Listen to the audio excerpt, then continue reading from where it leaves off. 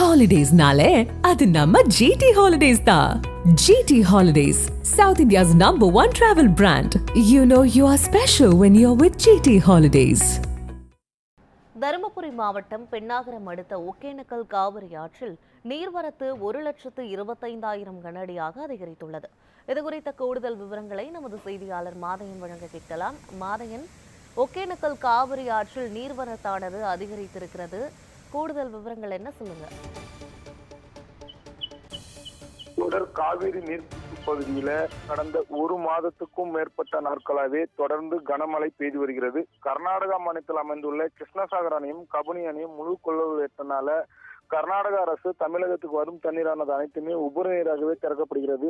நேற்று மாலை தமிழக எல்லையான பிலிகுண்டுக்கு 1,15,000 கனஅடியாக இருந்த நீர்வரத்து இன்று காலை நிலவரப்படி 1,25,000 கனஅடியாக அதிகரித்துள்ளது.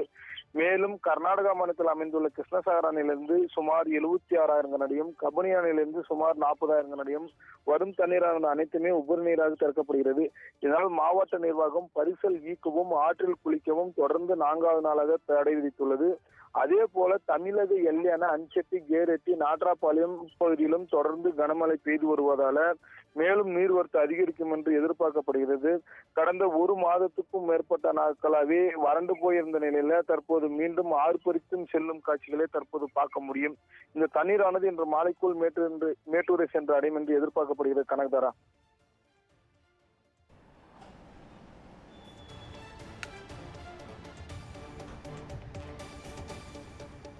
விவரங்களுக்கு நன்றி மாதையன்.